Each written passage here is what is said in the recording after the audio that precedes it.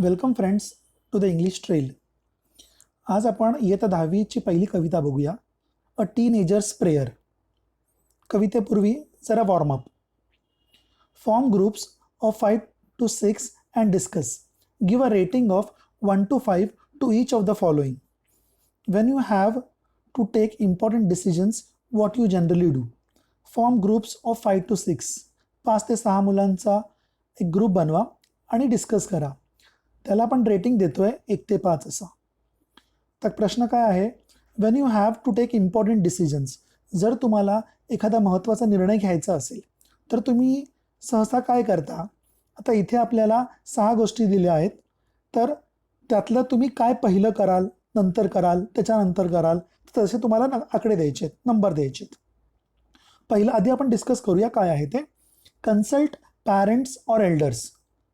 तुम्ही पालकांना किंवा मोठ्यांशी तुम्ही सल्ला मसलत कराल. दुसरं दिलं आहे कॉन्टॅक्ट फ्रेंड्स फॉर ॲडवाईस. तुम्ही तुमच्या मित्रांशी कॉन्टॅक्ट कराल सल्ल्यासाठी. तिसरं आहे प्रे टू गॉड फॉर गायडन्स. तुम्ही देवाची प्रार्थना कराल मार्गदर्शनासाठी. चौथं आहे थिंक डीपली इन सायलेन्स. तुम्ही स्वतःच शांत बसून विचार कराल. Ask your teacher for help. तुम्ही तुमच्या टीचरकडे जाल, शिक्षकाकडे जाईल मदतीसाठी. किंवा लास्ट आहे toss a coin to decide, की तुम्ही एखादं नाणं घ्याल आणि टॉस कराल, छापा किंवा काटा, आणि त्यामध्ये जे असेल ते डिसिजन तुम्ही घ्याल. आता या गोष्टी आपल्याला दिल्या आहेत, त्यापैकी पहिली गोष्ट काय असू शकते तर जरा विचार करा. आता मी माझ्या प्रकारे मांडलंय, कदाचित तुमचं पण ते असेल किंवा तुमचं काही वेगळं असेल, तर बघूया आपण.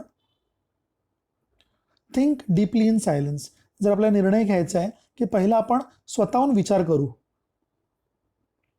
नंतर जर जमत नसेल निर्णय घ्यायला तर कन्सल्ट पॅरेंट्स ऑर एल्डर्स. तुम्ही तुमच्या पालकांशी सल्ला मसलत कराल.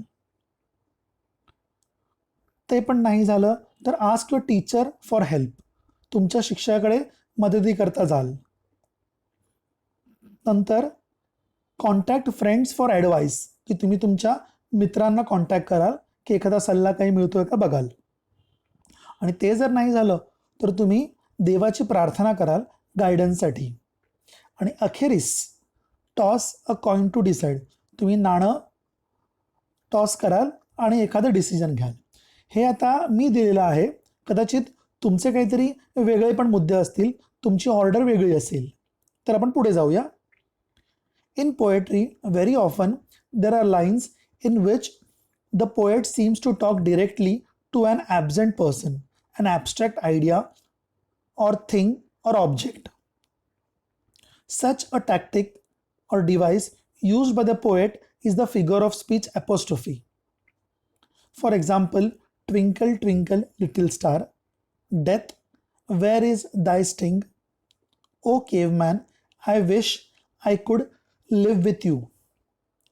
In poetry, very often there are lines in which the poet seems to talk directly to an absent person. कवितेमध्ये खूपदा असं होतं की अशा काही ओळी असतात, त्यामध्ये कवी काय करतो की डिरेक्टली बोलतो. कुणाशी बोलतो तर अशा व्यक्तीशी की जी व्यक्ती समोर नाही आहे पण तरी त्या व्यक्तीशी बोलतो. किंवा काय की एखादी कल्पना असेल तर त्या कल्पनेबद्दल तो विचार करतो, त्या कल्पनेशी बोलतो. किंवा एखादी वस्तू असेल त्या वस्तूशी तो बोलतो. तर हा जो प्रकार आहे तो फिगर ऑफ स्पीचमध्ये त्याला आपण ॲपॉस्ट्रॉफी म्हणतो. इथे काही उदाहरणं दिली आहेत. Twinkle twinkle little star. जे तारे आहेत ते फारच दूर आहेत, ते सजीव नाही आहेत, तरीसुद्धा आपण त्यांच्याशी बोलतोय किंवा त्याच्याबद्दल बोलतोय. Twinkle twinkle little star. दुसरं दिलंय उदाहरण डेथ वेअर इज दाय स्टिंग. की डेथ की मृत्यू, तुझा जे स्टिंग आहे ते कुठे आहे. स्टिंग म्हणजे काटा. O cave man I wish I could live with you. O cave man. केव गुफा. तर गुफेमध्ये राहणाऱ्या माणसा, मला तुझ्यासोबत राहण्याची इच्छा होते. तर हे जे आहे तर ते समोर नसतील पण तरीसुद्धा कवी त्यांच्याशी बोलतोय. तर अशी काही उदाहरणं आहेत. आपल्याला ती उदाहरणं दिली आहेत आणि त्याचा अर्धा भाग आपल्याला पूर्ण करायचा आहे. Now complete the following, creating examples of apostrophe of your own.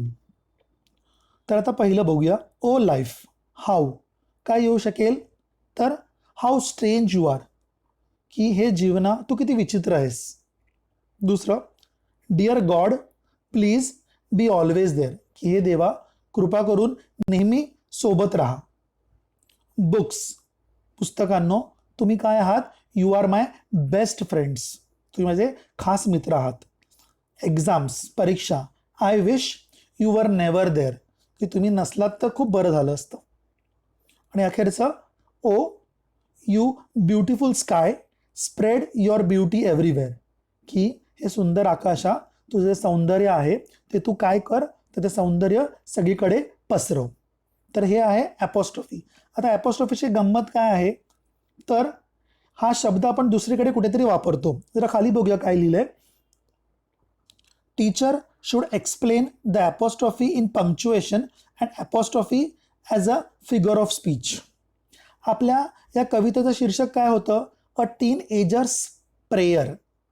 A tin ager, तर टीन एजरच्या नंतर एक कॉमासारखं आहे वरती आणि नंतर एस आहे. तर हा जो कॉमा असतो वरती त्याला आपण ॲपॉस्ट्रॉफी म्हणतो. तर अ टीन एजर्स प्रेयर याचा अर्थ काय होतो? तर एका टीन एजरची प्रार्थना. जेव्हा आपण कोणाचं काय म्हणजेच काय, की राम्स मँगो, सीताज फ्रूट हे आपण जेव्हा म्हणतो आणि आपण त्याला ॲपॉस्ट्रॉफी लावतो कारण ते त्यांच्या मालकीचं किंवा त्यांचं असतं ते, तर तो एक प्रकार आहे ॲपॉस्ट्रॉफीचा.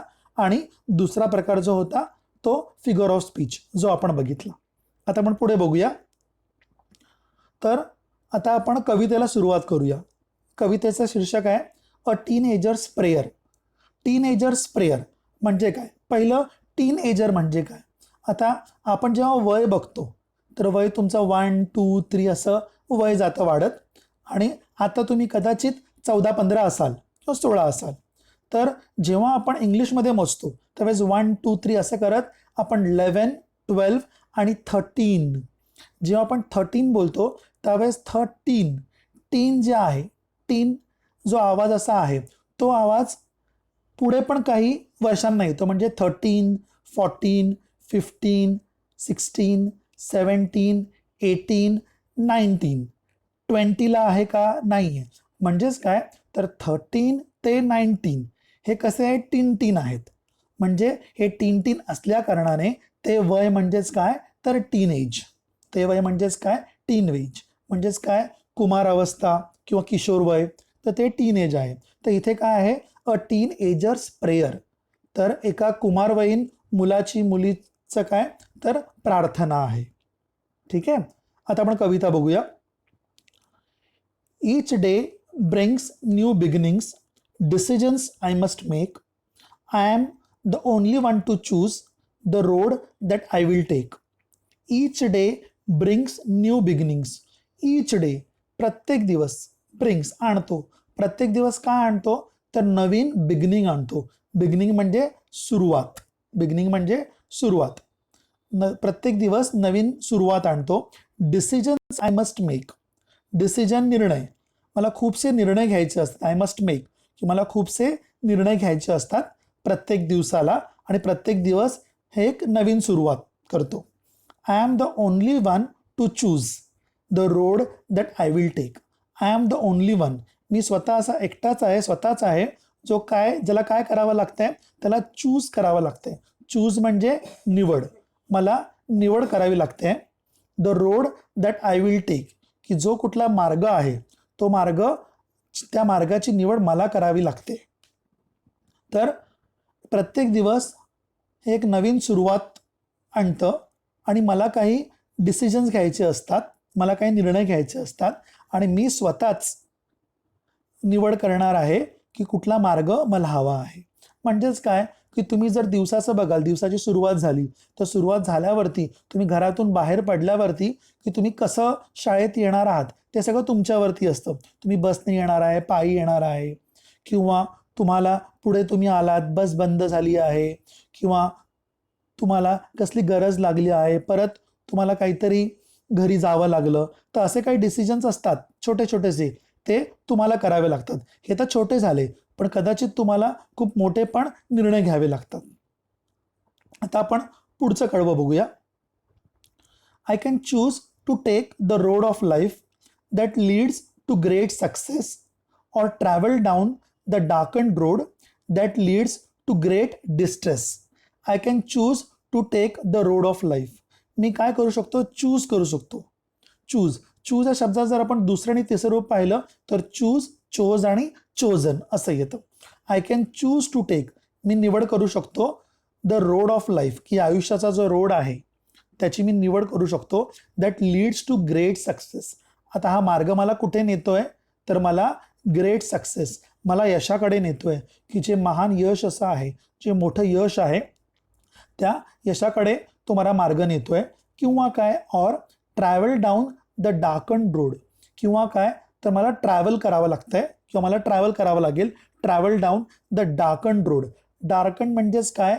तर एकतर अंधारमय असं, किंवा इथे म्हणता येईल की वाईट असा, की मला कदाचित वाईट रस्त्याकडे जावं लागतंय.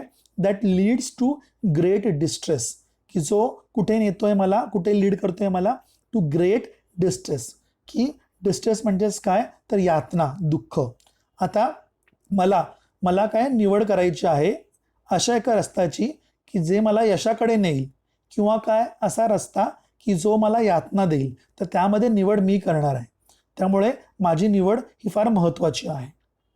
पुढचं, please open up my eyes, dear Lord, that I might clearly see. Help me stand for what is right. Bring out the best in me. Please open up my eyes, dear Lord. कृपा करून माझे डोळे उघड. तर कोणाला संबोधून म्हटलं जातंय? डिअर लॉर्ड, की हे देवा कृपा करून माझे डोळे उघड. That I might clearly C, की मी काय करू शकतो? की मी स्पष्टपणे कदाचित बघू शकेन, मी स्पष्टपणे बघू शकेन. Help me stand for what is right, की मला उभं राहू दे. कशासाठी? तर जे काही योग्य आहे त्याच्याबरोबर मला उभं राहू दे. Bring out the best in me, की जे काही योग्य आहे आणि जे काय आणेल माझ्यामध्ये, काय आणेल? तर माझ्यातलं बेस्ट, की मी एकदमच करेक्ट जे करेन, एकदमच बरोबर जे करेन, किंवा माझ्यातलं एकदमच बेस्ट मी करेन ते माझ्यातलं बाहेर येऊ दे. आणि यासाठी देवा तू काय कर? तर तू माझे डोळे उघड. तर त्याच्यामुळे मी स्पष्टपणे बघू शकेन की योग्य आहे की अयोग्य आहे, आणि जे योग्य आहे त्याच्यासाठी मी वाटचाल करेन. Help Lord to just say no when temptation comes my way, that I might keep my body clean and fit for life each day. Help Lord to just say no, की हे देवा माझी मदत कर. कशासाठी मदत कर? तर नो म्हणायला. NO, नो म्हणजेच नाही म्हणायला. खूपदा असं होतं की काही ठिकाणी आपल्याला नाही म्हणायचं असतं, पण आपण हो बोलून जातो. आता इथे काय दिलंय? when temptation comes my way. Temptation म्हणजेच काय? तर काहीतरी अशी गोष्ट जी चुकीची आहे पण जी आपल्याला बोलावते किंवा एखादी भुरळ पाडते, की जर एखादं टेम्पटेशन आहे तुमच्या समोर आलं तर त्यावेळेस तुम्हाला नाही बोलायला अशक्य जातंय, तेव्हा देवा मला मदत कर की मी नाही बोलू शकेन. That I might keep my body clean and fit for life each day, की मी काय करू शकेन? माझं शरीर स्वच्छ ठेवू शकेन. आता ते शरीर आहे, मन आहे, स्वच्छ ठेवू शकेन. And fit for life each day, आणि माझं शरीर मी फिट ठेवू शकेन प्रत्येक दिवसासाठी. आता याचा अर्थ काय? तर खूपदा तुम्हाला सांगितलं जातं की काहीतरी पथ्य पाळायचं आहे, की तुम्ही तेलकट खायचं नाही, तुपकट खायचं नाही, तिखट खायचं नाही आहे, तरीसुद्धा तुम्हाला असं वाटतं की आपण खावं ते. तर त्याला तुम्ही जर नकार दिलात, नाही म्हणालात, तर तुमच्या शरीराला त्याचा उपयोग होणार आहे. तर म्हणून तुम्ही नाही बोलायला शिका, किंवा तुम्हाला नाही बोलायला जमत नाही आहे तर मग देवाची तो मदत मागतोय की हे देवा माझी मदत कर नाही म्हणायला. When my teenage years are over, I know that I will see that life is lived its very best with you walking next to me. When my teenage years are over, जेव्हा माझे teenage किशोरवयीन वर्ष संपतील, I know that I will see, मला कळेल की मी काय बघेन, मला काय दिसेल. That life is lived it's very best, की आयुष्य जे होतं ते खूप छान व्यतीत झालं. कधी व्यतीत झालं? With you walking next to me, की जेव्हा तू माझ्या सोबत होतास, तू माझ्या सोबत चालत होतास, तू मला गाईड करत होतास, त्यावेळेस काय ती वर्ष माझी खूप चांगली व्यतीत झाली. तर ते मला जाणीव कधी होईल? तर माझी टीनेजची वर्ष संपल्यावरती.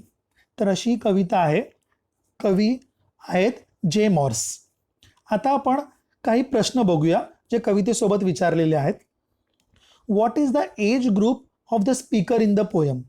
आता इथे या स्पीकरचं जे कविता म्हणत आहे त्याचा एज ग्रुप काय आहे? तर टीनेज आहे. जसं मी म्हटलं तुम्हाला, टीनेज म्हणजेच काय, कुठली वर्ष येतात?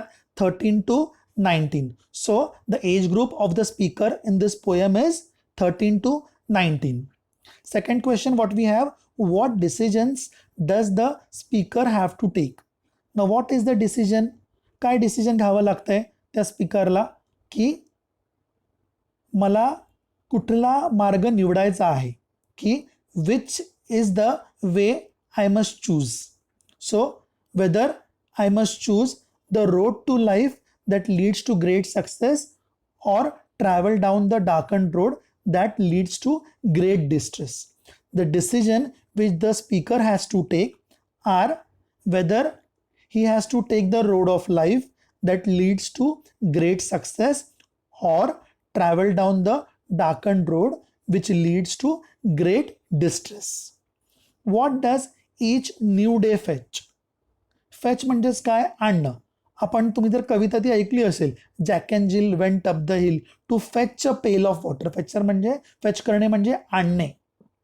फेच तर प्रत्येक दिवस काय आणतो, काय घेऊन येतो? तर ब्रिंग्स न्यू बिगिनिंग्स म्हणजेच काय? नवीन सुरुवात, की प्रत्येक दिवस हा नवीन सुरुवात आणतो. How should one react to temptation? की जर तुम्हाला काही टेम्पटेशन झालं तर तुम्ही कसे रिॲक्ट कराल? You must be able to say no. You must be able to refuse that temptation. आता next, what effect does the speaker wish to see in himself at the end of his teens? की टीनेजच्या शेवटी स्पीकरला काय वाटतं की काय effect दिसायला पाहिजे? तर that the life is lived its very best when God was next to him. की आयुष्य जे आहे ते खूप चांगलं व्यतीत झालं. कधी व्यतीत चांगलं झालं? तर जेव्हा देवाची सोबत होती. आता पुढचं, in what condition does the poet wish to maintain his body? The poet wishes to maintain his body clean and fit for life. तर त्या कवीला काय वाटतं? तर आपलं शरीर हे स्वच्छ असावं आणि फिट असावं प्रत्येक दिवसाकरिता. Whose company does the poet wish for in the walk of life? कुणाची कंपनी पाहिजे आहे या कवीला आयुष्यामध्ये? तर देवाची कंपनी, की देव जेव्हा सोबत असेल तेव्हा काय आयुष्य खूप चांगलं व्यतीत होतं. Now let us see the questions. First is choose the correct alternative and complete the given sentences. योग्य पर्यायाची निवड करा आणि वाक्य पूर्ण करा. पहिलं, according to the poet dash are brought by each new day. कवीच्या मते काय आणलं जातं प्रत्येक नवीन दिवशी? तर new beginnings. We must decide to take the road which leads to. आपण डिसाईड करायचा आहे तो रस्ता घ्यायला कुठला? की leads to what? Great distress की great success? Correct, great success. The poet prays to the lord to help him stand for what is. कवी प्रार्थना करतो देवाकडे की त्याला मदत करायला. कशासाठी? माईटसाठी की राईटसाठी? तर राईटसाठी. नंतर the poet wants to see his teenage years have been the dash years of his life. कवीची जी टीनेजची वर्ष होती ती कशी गेली? तर दे वर द बेस्ट. आता पुढचं, find and write the pairs of rhyming words from the poem. Find and write the pairs of rhyming words. Rhyming words म्हणजेच काय, तर यमक. आपण पहिलं कडवं बघूया. Each day brings new beginnings, decisions I must make, I am the only one to choose the road that I will take. आता याच्यामध्ये प्रत्येक ओळीतलं जो अखेरचा शब्द आपण घेतला तर ते यमक जुळतं आहे का पुढच्या ओळीतल्या अखेर शब्दाशी, तर बघूया आपण. बिगिनिंग्स मेक काय जुळतंय, मेक चूज, चूज टेक किंवा बिगिनिंग चूज नाही, तर काय जुळतंय, मेक आणि टेक. तर बरोबर, म्हणजेच काय, पहिलं काय आहे, मेक टेक. तर पहिलं पेअर आहे मेक टेक. आता आपण सेकंड पेअर बघूया. I can choose to take the road of life that leads to great success or travel down the darken road that leads to great distress. Correct. इथे success आणि distress. आता तिसरं कडवं. Please open up my eyes dear lord that I might clearly see, help me stand for what is right, bring out the best in me. इथे काय येणार, तर C आणि मी, म्हणजे सक्सेस डिस्ट्रेस आणि सी आणि मी. आता पुढचं कडवं बघूया. Help Lord to just say no when temptation comes my way, that I might keep my body clean and fit for life each day. इथे काय, करेक्ट. इथे येतं वे आणि डे.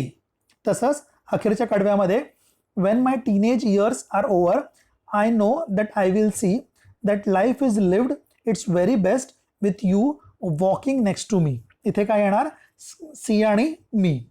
तर वे डे चौथं आणि पाचवं काय, तर सी आणि मी. करेक्ट. आता next question. What is the rhyme scheme of the poem, choose the correct one from the following options. आता राईम स्कीम हा प्रकार काय असतो आणि इथे काय दिलंय, ए ए बी बी किंवा ए बी सी डी किंवा ए बी सी बी किंवा ए बी बी ए. तर बघूया आपण. आता हे कडवं आहे. समजा आपण पहिलं, आता प्रत्येक कडव्याचं एक एक ओळ आपण घेतली आणि अखेरचा शब्द घेतला, तर इथे काय आहे, each day brings new beginnings. आता बिगिनिंग हे आपण जर ए म्हटलं तर बिगिनिंग ए आहे. डिसिजन्स आय मस्ट मेक, काही जुळतंय का, बिगिनिंग आणि मेक नाही, म्हणून बिगिनिंग ए येतं, मेक काय येतं, बी येतं. तिसरं काय आहे, I am the only one to choose, हे कोणाशी काही जुळतंय का, तर नाही, म्हणून मग सी आहे हे. आता the road that I will take. आता आपण काय पाहिलंय राईममध्ये की मेक आणि टेक हे रायमिंग वर्ड्स होते, म्हणून इथे ए बी सी आणि परत काय येणार, बी येणार, परत काय येणार, बी येणार. म्हणून याची राईम स्कीम कशी आहे, तर ए बी सी आणि बी. इथे पण तसंच. तर इथे काय येणार, परत आपण जर बघायला गेलो तर ए बी सी आणि परत बी, म्हणजे याची राईम स्कीम काय आहे, ए बी सी आणि बी. तर पूर्ण कवितेला सेम रायमिंग स्कीम आहे. बरोबर. तर हे ए बी सी आणि बी. बरोबर, ठीक आहे. आता आपण पुढचा प्रश्न बघूया. Match the lines in column A with the figures of speech in column B. आता फिगर्स ऑफ स्पीच म्हणजेच काय, तर अलंकार. आपण याच्या आधी एक ॲपॉस्ट्रॉफी म्हणून फिगर ऑफ स्पीच बघितला होता, तर तसे इथे काही अलंकृत वाक्य दिलेली आहेत, तर आपण त्यांना जुळवायचं आहे कॉलम बी सोबत. आता पहिला आपण कॉलम बी मध्ये जे दिलेत अलंकार फिगर्स ऑफ स्पीच ते बघूया आपण, म्हणजेच काय तुम्हाला सोपं जाईल. पहिला आहे ॲपॉस्ट्रॉफी. ॲपॉस्ट्रॉफी काय बघितलं होतं, ॲपॉस्ट्रॉफीचे आपण दोन अर्थ बघितले होते. एक तर होतं कॉमासारखं एसच्या आधीचं ॲपॉस्ट्रॉफी एस, आणि दुसरं काय होतं फिगर ऑफ स्पीच.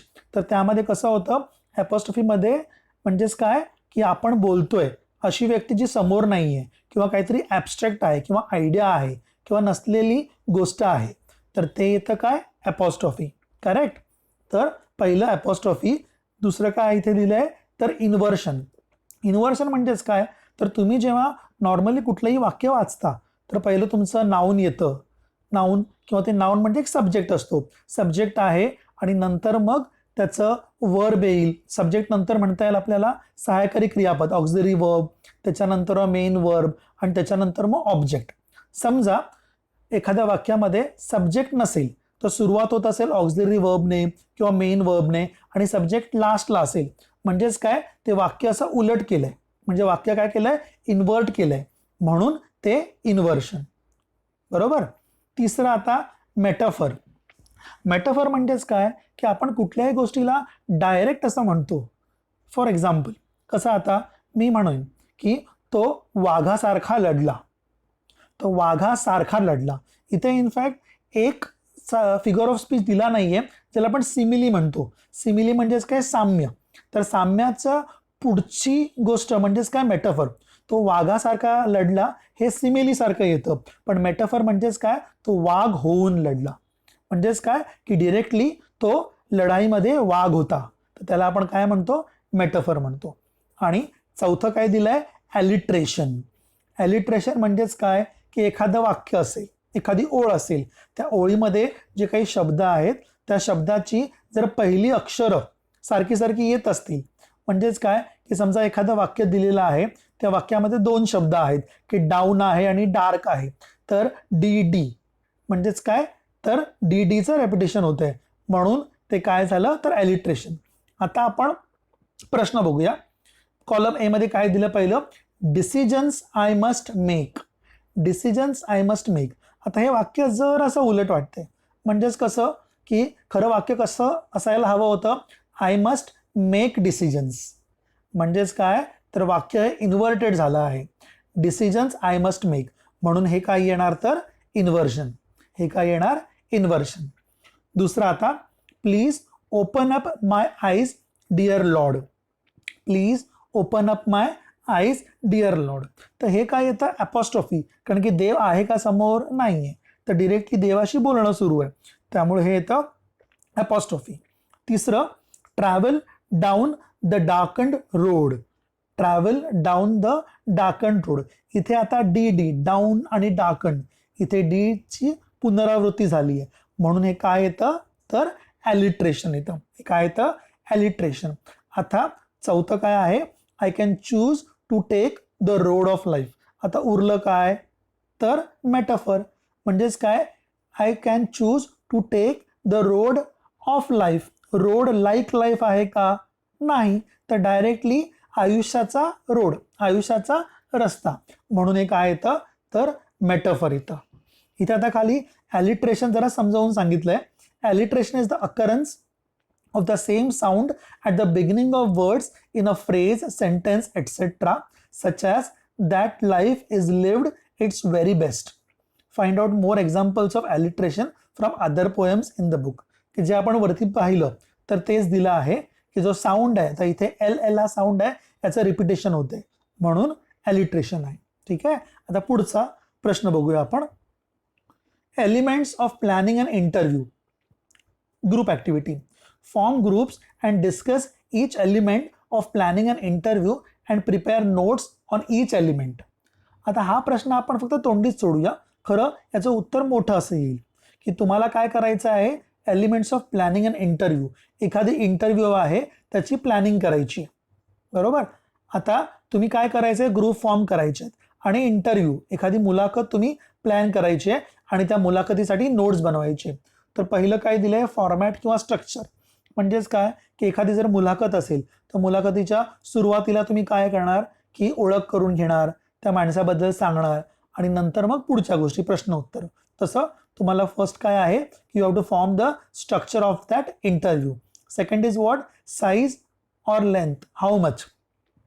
खूपदा कसं होतं की एखादी इंटरव्ह्यू असते की तुम्हाला फक्त 5 मिनिटात सगळं करायचं असतं, त्यामुळे टाईम फार कमी असतो. कधी कधी असं असतं की पूर्ण 1 तास तो इंटरव्ह्यू चालतो. त्यामुळे if you have any interview, if it is longer it may be 60 minutes, if it is a shorter one maybe 5 to 10 minutes, so that way you have to plan. तर तुम्हाला त्या प्रकारे प्लॅन करायचं आहे. नंतर काय आहे डूज आणि डोंट्स, रूल्स अँड रेग्युलेशन्स. आता इथे नियम काय आहेत की काय करावं काय करू नये. तर खूपदा असं होतं की इंटरव्ह्यू असेल आणि त्या इंटरव्ह्यूमध्ये आपण काही त्यांच्या वैयक्तिक प्रश्न विचारले तर ते योग्य आहे का तर नाही, म्हणजे ते डोंट आहे की ते करायचं नाही. किंवा खूपदा असं असतं की कधी कधी असे काही प्रश्न आपण विचारतो की जे प्रश्न वादग्रस्त असतात, तर ते पण विचारू नयेत. किंवा कधी कधी असं होतं, काही प्रश्न असे असतात की त्यांची उत्तरं सापडत नाहीत किंवा उत्तरं फार लांबलचक असतात. त्यामुळे पहिलंच आपण डू आणि डोंट हे प्लॅन करायचं आहे. नंतर types of questions, yes or no type of question और WH question. Types of question yes or no म्हणजेच कसं की त्याचा आन्सर तुम्हाला येस किंवा नो असेल. की for example, do you love cricket, तर yes or no. Do you love music, yes or no, that way. किंवा WH क्वेश्चन. WH क्वेश्चन म्हणजेच काय, वेन, वेअर, व्हाय, तर त्या प्रकारचे क्वेश्चन. तसे तुम्हाला क्वेश्चन्स प्लॅन करायचे. कळलं? आता पुढचा, prepare a set of 10 questions to interview any successful teenager. You may use the following guidelines. तुम्हाला काय करायचं आहे, तर 10 क्वेश्चन्स बनवायचे आहेत इंटरव्ह्यूसाठी. कोणाचा इंटरव्ह्यू, अ सक्सेसफुल टीनेजर. की हल्ली तुम्ही जर पाहिलं तर खूपसे टीनेजर जे असतात ते पण काही बिझनेस करतात. तर काही लोक तुम्ही जर पाहिलं तर यूट्यूब स्टार आहेत काही. तर त्या प्रकारचे तुम्हाला एखादा सक्सेसफुल असेल तर त्या सक्सेसफुल टीनेजरला तुम्ही प्रश्न विचारताय. तुम्हाला पुढे गाईडलाईन्स दिलेल्या आहेत. Standard template for conducting a interview. तुम्हाला एक फॉर्मॅट दिला आहे, एक टेम्पलेट दिली आहे. तर पहिलं, नेम ऑफ द इंटरव्ह्यू, म्हणजेच काय की ज्याचा इंटरव्ह्यू आपण घेतोय त्याचं नाव. नेम ऑफ द इंटरव्ह्यूअर म्हणजेच काय की जो इंटरव्ह्यू घेतोय त्याचं नाव. तर name of the interviewee and name of the interviewer. नंतर टॉपिक. आता टॉपिक आता कसे असू शकतात, खूप विविध असू शकतात. It may be a variety of topics. The topics can go from personal to recent to sports to business to music to art. May be that teenager has done some feat, something which is personal. So आपण ते personal विचारू शकतो. किंवा recent, की नुकतंच त्या personal त्या व्यक्तीने नुकतंच काहीतरी मोठं काम केलंय, तर रिसेंट क्वेश्चन. नंतर स्पोर्ट्स, एखाद्या स्पोर्ट्समध्ये मेडल मिळवलंय तर स्पोर्ट्सबद्दल. किंवा बिझनेस, किंवा काहीतरी बिझनेस करतोय तो टीनेजर, तर त्याबद्दल. किंवा म्युझिकमध्ये काहीतरी वाद्य चांगलं वाजवतोय तर त्याचं. किंवा एखादा आर्टिस्ट आहे. म्हणजेच काय, तुमचा टॉपिक असेल, पर्सनल असेल तर पूर्ण इंटरव्ह्यू तुमचा पर्सनल चालेल. समजा स्पोर्ट्स असेल तर पूर्ण स्पोर्ट्सबद्दल. अशा प्रकारे. पुढे काय, तर व्हेन्यू. व्हेन्यू म्हणजे स्थळ.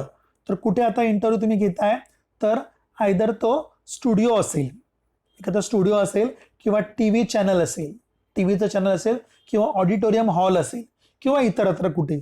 इतरत्र कुठे म्हणजेच काय की खूपदा इंटरव्ह्यू गार्डनमध्ये होतात, लॉनमध्ये होतात.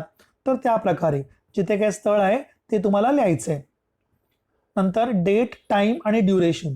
You to write what, the date of the interview, then the time of the interview and the duration, that how much time did the interview take, that way. तर पुढे टोटल असे 10 प्रश्न. Mix up of yes, no and WH question. हे दोन्ही असलं पाहिजे. त्यामध्ये yes, no पण असायला हवं आणि WH पण असायला हवं. नंतर place a proper background before every question. की प्रत्येक प्रश्नाच्या आधी एक प्रॉपर बॅकग्राऊंड पाहिजे. तुम्ही असंच काही वरचेवर विचारू शकत नाही. तुम्हाला पण त्याबद्दल थोडीशी माहिती असायला हवी. नंतर conversation should sound like a real interview. की तुम्ही जेव्हा बोलाल तसं वाटलं पाहिजे की तो खरा इंटरव्ह्यू आहे, आता असं वाटेल की गंमत चालली आहे. Avoid very personal question. खूप लोकांना आपलं वैयक्तिक आयुष्य सांगायला आवडत नाही, वैयक्तिक प्रश्नांचं उत्तर द्यायला आवडत नाही. तर त्यामुळे तसे अवॉइड करा.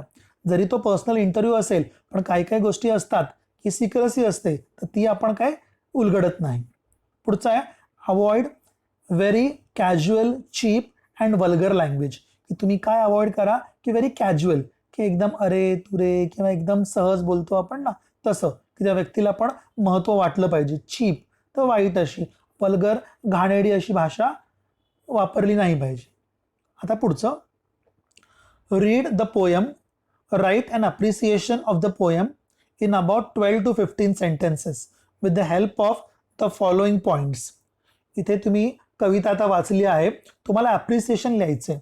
आता अप्रिसिएशन त्यांनी पॉइंट्स दिलेत, तर 12 ते 15 वाक्यांमध्ये. आता आपल्याला काय, तर पॉइंट्स दिले, त्या पॉइंटनुसार आपण लिहूया. पहिलं काय, title. The title of the poem is a teenager's prayer. Correct. आता who is the poet, the poet of the poem is J Morse. Poet is J Morse. मग राईम स्कीम, आपण काय बघितली राईम स्कीम? तर the rhyme scheme of the poem is ABCB. ABCB.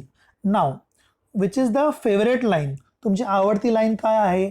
जी मला वाटली ते मी लिहिलंय की कुठली. आता my favourite lines from the poem are please open up. काय होती ती ओळ?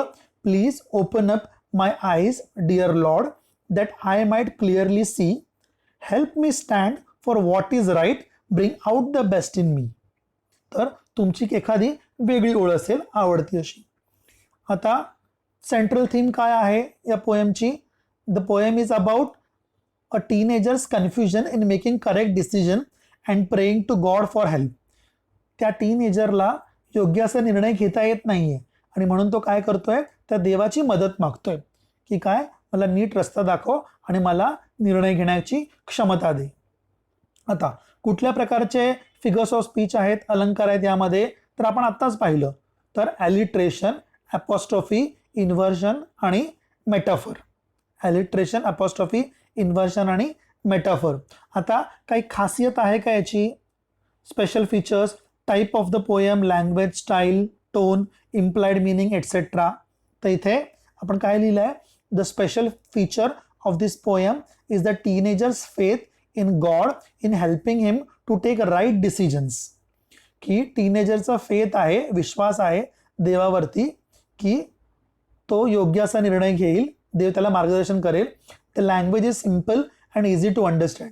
कविता एकदम सोपी होती, कुठलेच एवढे अवघड शब्द नव्हते त्यामध्ये. Why I like or dislike the poem. मला नाही वाटत तुम्हाला डिसलाईक झाली असेल, कारण एवढी छान कविता आहे त्यामुळे ती कविता आवडलीच असेल. तर का तुम्हाला आवडली? तर मी काय लिहिलं आहे? I like this poem because in this poem a very important message is been given in a very simple and effective way. आता last question. Look around in your vicinity, your family, friends, neighbours, classmates etcetera and write about any 4 teenagers who have made a name for themselves by doing something extraordinary. आपल्याला काय करायचं आहे? तर भोवती बघायचं आहे, कुटुंबामध्ये, आपल्या मित्रांमध्ये, शेजाऱ्यांमध्ये किंवा वर्गमित्र असतील, वर्गमैत्रिणी असतील, तर असे काही 4 टीनेजर, असे तुमच्या वयाचे टीनेजर्स असे की ज्यांनी काय केलं आहे? स्वतःचं नाव केलं आहे त्यांच्यासाठी आणि काहीतरी एक महान कार्य करून ते फेमस झालेत. तर तुम्हाला इथे 3 कॉलम दिलेत. पहिला आहे टीनेजर ग्रुप, नंतर नेम किंवा नेम्स, एक असेल किंवा एकपेक्षा अधिक असेल. नंतर दिलं आहे स्पेशल किंवा एक्स्ट्राऑर्डिनरी टास्क, थिंग्स परफॉर्म. खास असं काहीतरी एक्स्ट्राऑर्डिनरी असं काम त्यांनी केलेलं आहे. पहिलं काय आहे? तर फॅमिली.